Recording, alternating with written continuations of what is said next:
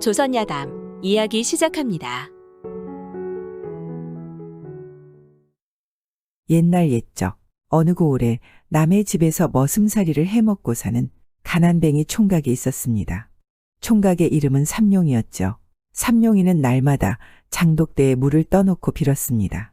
신령님, 저도 남들처럼 잘 살게 해주십시오. 삼룡이 그렇게 매일같이 비니 어느 날은 삼룡이의 꿈속에 머리가 하얀 노인이 나타나서 말했죠. 내 놈이 하도 간곡하게 빌어대니 내 귀가 따가워서 도무지 쉴 수가 없어 이리 찾아왔노라. 대체 어떻게 잘 살게 해달라는 것이냐? 그러자 삼룡이 대답했습니다. 저야 뭐 배운 것도 없는 쌍놈이니 벼슬살이는 글러먹은 것 같고 바라건대 저한테 몇 자리나 잘 잡는 능력을 주십시오. 풍수쟁이가 되고 싶단 말이냐? 그렇습니다. 그러면 배운 것 없이도 잘 살 수 있지 않을까요? 풍수에서 신안의 경지에 다다르고 싶습니다. 예끼 이놈, 아는 게 없다면서 신안을 다 아는구나. 그래도 한 가지에 관심이 있고 그런 풍월이라도 있으니 다행이다. 그런데 너만 잘 살자고 풍수쟁이가 된다면 너무 이기적이지 않느냐? 그럴 리가요? 저도 잘 되고 남도 잘 돼야지. 제 욕심만 차려서야 쓰겠습니까? 그 말을 들은 노인은 적잖이 안심되는 눈치였습니다. 오냐? 내 너의 정성을 갸륵히 여겨 풍수에 눈을 뜨게 해주마. 고맙습니다, 신령님. 그래도 이놈아, 그는 알아야지 동서남북 분간을 하지. 그럼 오늘부터 글 공부도 하겠습니다. 그리하여 남의 집 머슴으로 겨우 먹고 살던 삼룡은 3년간의 공부를 마치고 일약 풍수쟁이로 변신했죠.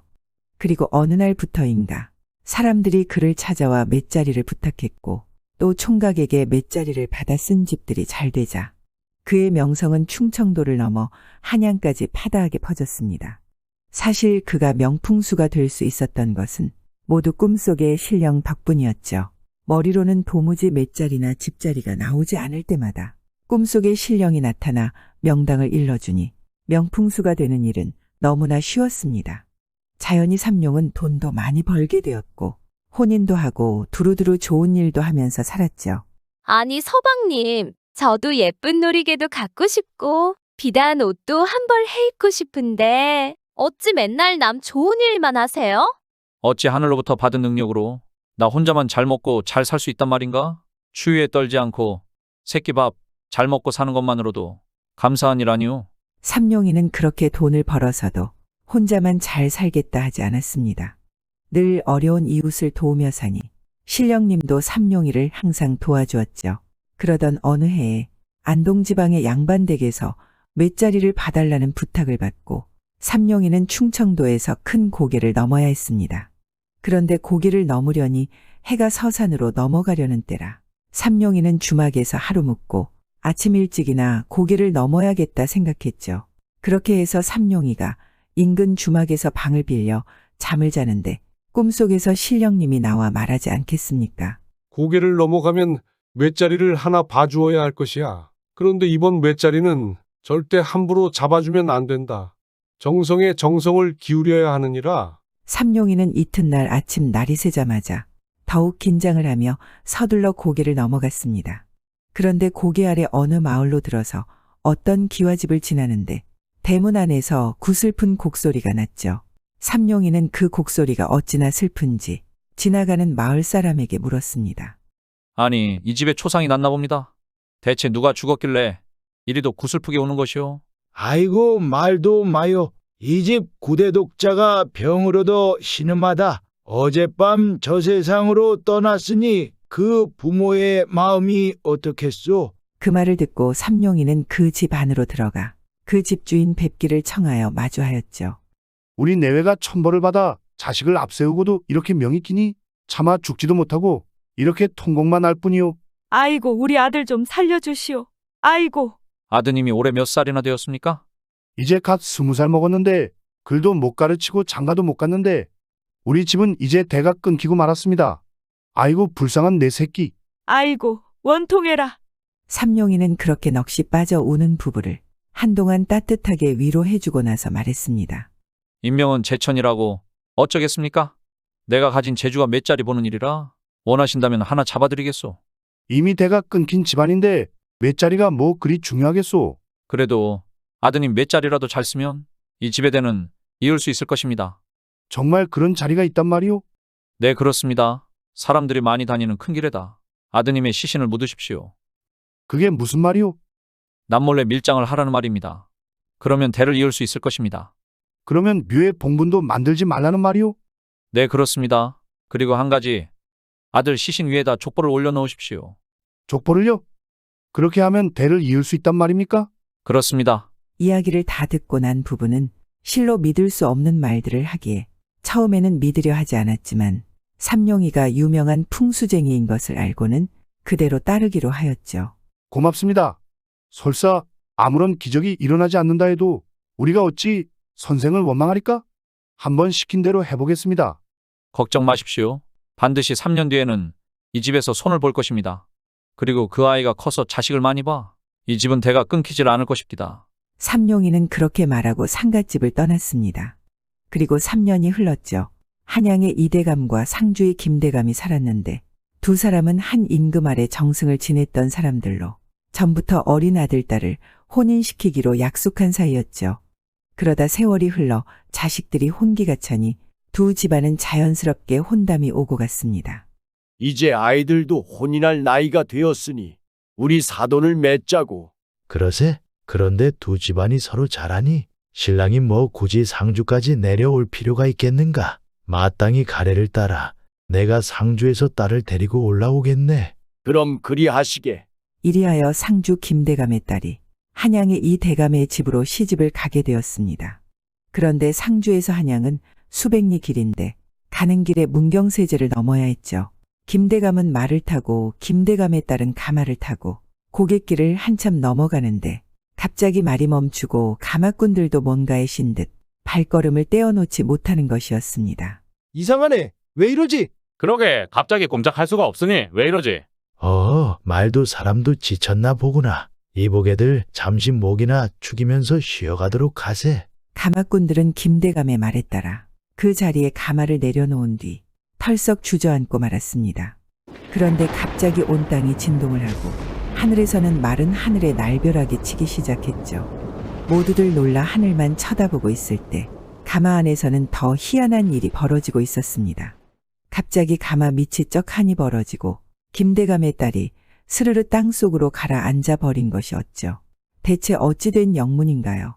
사실 그곳은 3년 전 그 부부가 아들의 시신을 밀장한 바로 그 자리였습니다. 김대감의 딸은 땅속에서 어느 잘생긴 총각을 만났죠. 총각은 항상 봐왔던 사람처럼 친숙한 모습이었습니다. 땅속 세상에는 해도 달도 별도 없었지만 온갖 꽃들과 나무들이 빛을 발해 이곳이 극락인가 싶었죠. 이내 사내의 손을 잡은 김대감의 딸은 서럽게 울었습니다. 그리고 정신을 차려보니 여전히 가만 아니겠습니까? 김대감의 딸은 순간 꿈을 꾼 것인가 싶었는데 손에 이상한 종이 한 장이 쥐어져 있는 것을 발견하고는 소스라치게 놀라고 말았습니다. 김대감의 딸이 땅속으로 스며든 이 괴이한 사건은 가마꾼들이나 함께 길을 가던 김대감도 전혀 알지 못했죠. 마른 하늘에 날벼락이 치고 온 땅이 진동을 하니 거참 희한한 일일세. 가마 안에서 무슨 일이 벌어졌는지도 눈치채지 못한 김대감이 가마꾼들을 재촉했습니다. 갈 길이 머네. 다리 쉼도 했으니 이제 그만 움직여 보세나. 가마꾼들이 대감의 명에 따라 일어나 가마를 들어보니 가마가 아까와 달리 가뿐했죠. 희한한 일일세. 가마꾼들은 어안이 벙벙할 따름이었지만 별일 아니라 생각하고는 길을 갔습니다. 그 뒤 일행은 한양 땅에 도착했고 혼례식도 무사히 잘 치루었죠.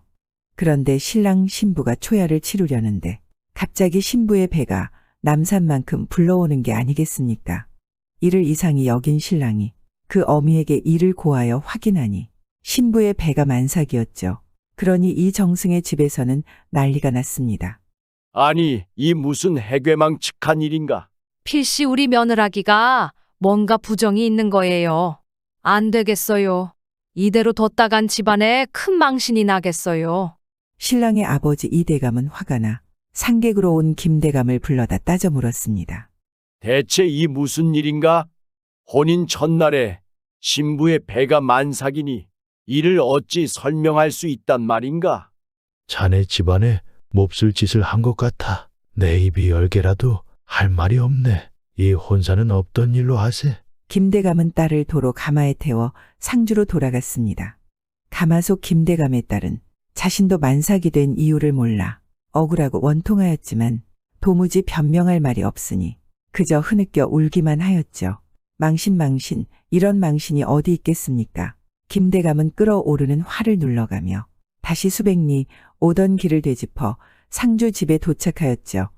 김대감의 집에서는 시집갔던 처녀가 만삭이 되어 돌아오니 대체 어찌된 영문인지 몰라 당황해 하였습니다.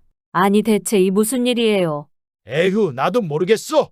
아니 대감이 모르면 누가 알아요? 그래 그럼 내 입으로 말해보거라. 모르겠어요, 어머니. 소년은 단 한 번도 부정한 일을 저지른 적이 없는데. 어디 내 배 좀 보자꾸나. 어이쿠 이 배 좀 봐. 대체 이게 어찌 된 배냐? 아이고. 그때 잠자코 옆에 있던 김대감이 갑자기 칼을 빼들고 딸을 죽이려 들었습니다. 일국의 정승을 지낸 사람이 부정한 딸을 두었다는 치욕을 견딜 수가 없었던 것이었죠. 내가 무슨 얼굴로 살아간단 말이냐? 아이고 영감. 김대감은 눈물로 만류하는 부인을 뿌리치고 한사코 벨듯이 칼을 치켜들었죠. 그런데 문득 딸의 팔소매에서 종이 한 장이 흘러나왔습니다. 김대감이 얼른 그것을 주워보니 남의 집 족보의 한 장 아니겠습니까? 이것은 무슨 족보냐? 그런데 이건 한양사돈댁 족보가 아니지 않느냐? 그제야 김대감의 딸은 울음을 그치면서 몇 달 전 문경세제를 넘어갈 때 있었던 기이한 일에 대해 말해 주었습니다. 가마가 멈추었을 때 땅속에 들어가 웬 사내를 만난 것 같은 기억, 그리고 나올 때 그 족보를 손에 쥐고 있었다는 사실을 그 후 별일 아닌 줄 알고 혼례를 치렀으나 결국 이렇게 쫓겨나는 사달이 벌어지고 말았다면서 말이죠. 아, 세상에 이렇게 기막힌 일이 다 있단 말인가? 쫓겨난 것도 억울한데 왜 우리 애가 죽어요? 이제 어쩌겠어요? 남편이 들고 있던 칼을 빼앗아 내동댕이 친 부인이 딸을 다독거리며 말했습니다. 가엾은 내 딸아, 우선 몸부터 풀고 보자꾸나. 그리하여 김대감의 딸은 그냥저냥 친정에 머물게 되었고 얼마 후 아들을 출산했죠. 그 아이가 아장아장 걸음마를 시작할 무렵 아들을 들쳐업은 김대감의 딸은 족보를 챙겨들고 거기에 쓰인 고을을 찾아갔습니다. 그리고 고을 사람에게 족보에 쓰여진 이름을 물으니 고개 아래의 큰 기와집으로 가라 알려주지 않겠습니까? 계세요? 그 누구요? 김대감의 딸은 문을 열고 나오는 사람에게 그 족보를 내밀었죠. 아니 대체 니시길래 이 족보를 가지고 계시오? 김대감의 딸은 집주인에게 지금까지 있었던 일들을 털어놓았습니다. 그제야 집주인은 일이 어찌 된 영문인지 알아챘죠. 3년 전 하나뿐인 아들을 잃고 대가 끊기나 했던 그 집 부부는 난생 처음 보는 며느리를 맞아 절을 받았고 이제 막 걸음마를 시작하는 어린 손주를 품에 안았습니다. 부부는 서로를 마주보며 신기했죠. 허참 아들이 없는데도 손주가 생겼구려. 그러게요. 그때 그 풍수쟁이가 참 신안의 경지에 이르렀나 봅니다. 그렇게 삼룡이는 귀신도 능히 볼 수 있고 지술에 정통한 신안의 경지에 이르렀고 부부의 손자는 훗날 과거의 급제에 높은 벼슬에 올라 아들, 딸 12를 낳아 대대손손 행복하게 살았다 합니다. 구독과 좋아요와 함께 오늘도 좋은 날 되세요.